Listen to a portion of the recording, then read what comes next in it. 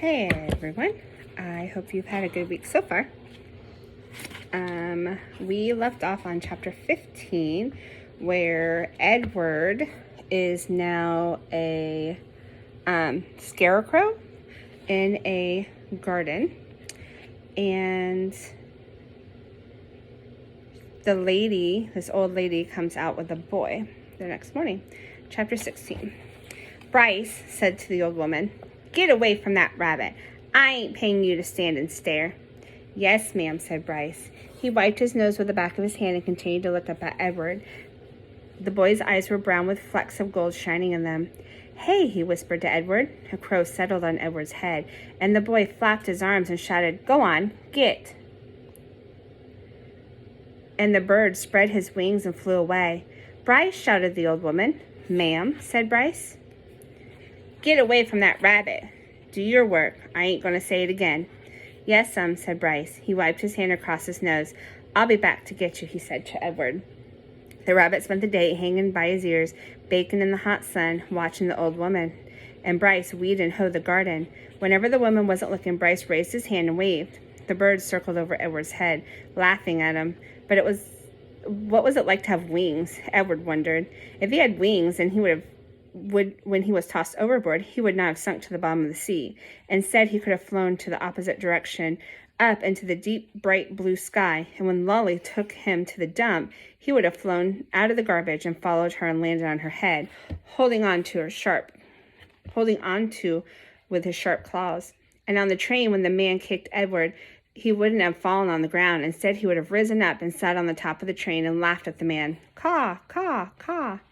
In the late afternoon, Bryce and the old lady left the field. Bryce winked at Edward, and as he walked past him, one of the crows lighted on Edward's shoulder and tapped with his beak at Edward's china face, reminding the rabbit with each tap that he had no wings, that only he could not fly, but he could not move on his own at all. Dusk descended over the field, and then came the true dark. A whippoorwill sang over and over, "Whippoorwill, whippoorwill." It was the saddest sound Edward had ever heard, and then came another song, a hum of a harmonica. Bryce stepped out of the shadows. "Hey," he said to Edward. He wiped his nose with the back of his hand and then played another bit of the harmonica. "I bet you didn't think I'd come back, but here I am. I come to save you." Too late, thought Edward as Bryce climbed the pole and worked at the wires that were tied around his wrist. "I'm nothing but a hollow rabbit." Too late, thought Edward as Bryce pulled the nails out of his ears. "I'm only a doll made of china." And then when the last nail was out and he fell toward Bryce's arms, the rabbit felt a rush of relief, and feeling of relief was followed by one of joy. Perhaps, he thought, it was not too late after all for me to be saved. Chapter 17. Bryce slung Edward over his shoulder. He started to walk.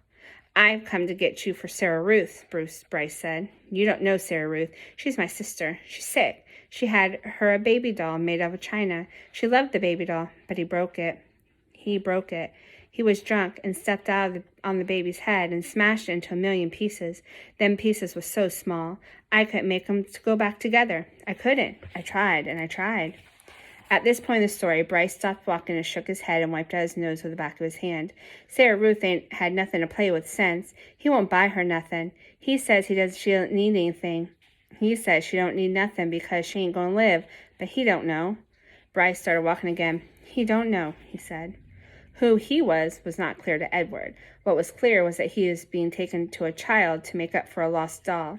A doll. How Edward loathed dolls, and to be thought of as a likely replacement for a doll offended him. But still it was, he had to admit, a highly preferable alternative to hanging by the ears from a post. The house in which Bryce and Sarah Ruth lived was small and crooked that Edward did not believe at first it was a house. He mistook it for a chicken coop. Inside were 2 beds, a kerosene lamp, and not much else.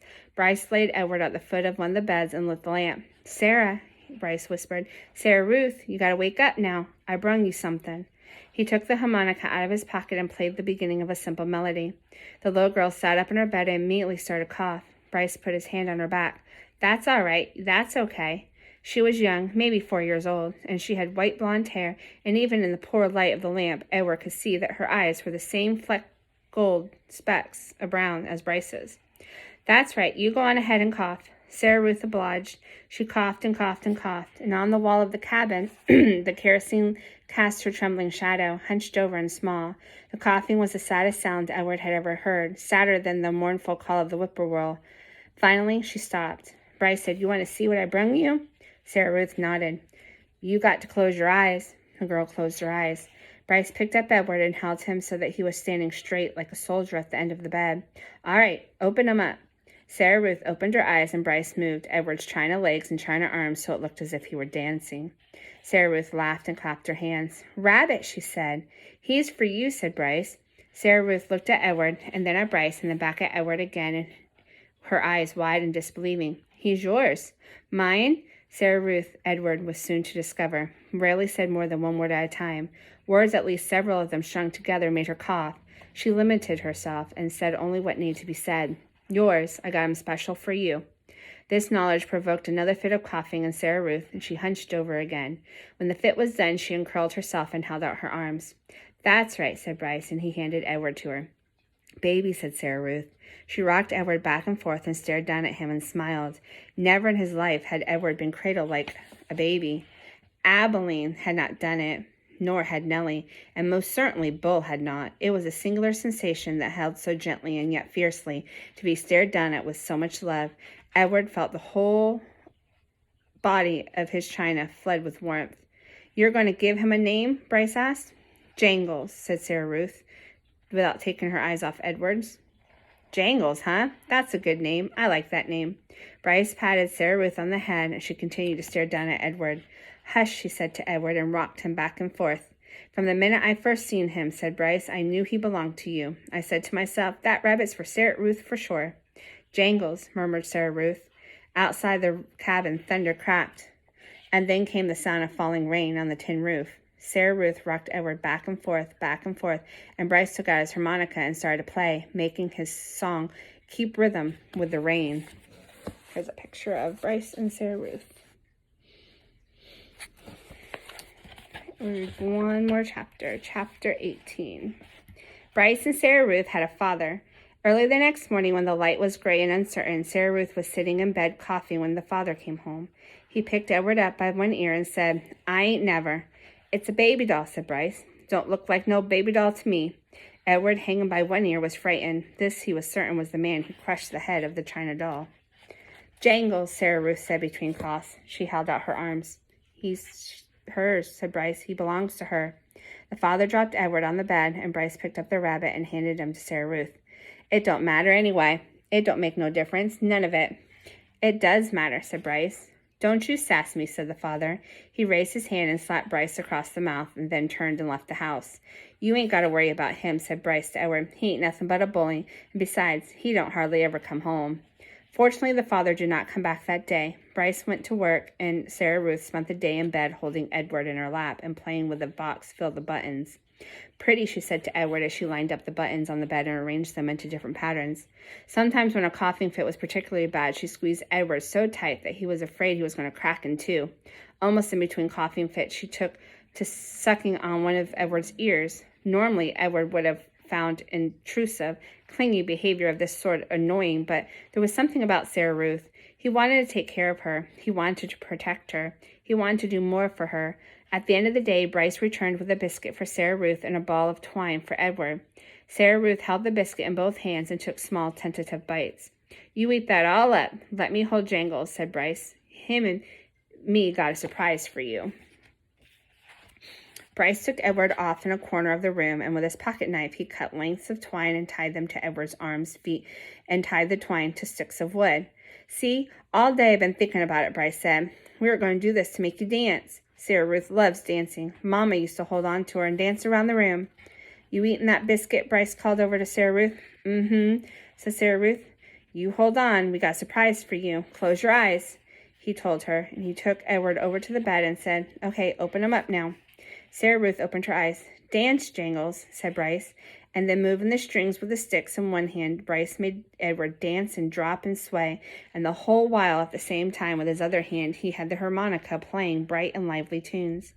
Sarah Ruth laughed. She laughed until it started to cough, and then Bryce laid Edward down and took Sarah Ruth in his lap and rocked and rubbed her back. You want some fresh air, he asked her. Let's get you out of this nasty old air, huh? He carried his sister outside. He left Edward lying on the bed and the rabbit staring up at the smoke-stained ceiling. Thought again about having wings. If he had them, he thought, he could fly high above the world so the air was clear and sweet, and he would take Sarah Ruth with him. He would carry her in his arms. Surely high above the world, she'd be able to breathe without coughing. After a minute, Bryce came back inside, still carrying Sarah Ruth. She wants you too, he said. Jangle, said Sarah Ruth. She held out her arms. So Bryce held Sarah Ruth, and Sarah Ruth held Edward, and the three of them stood outside. Bryce said, You got to look for falling stars. Those are the ones with magic. They were quiet for a long time, all three of them, looking up at the sky. Sarah Ruth stopped coughing. Edward thought that maybe she had fallen asleep. There, she said, and pointed to a star streaking across the night sky. Make a wish, Bryce said in his voice high and tight. That's your star. You make a wish for anything you want.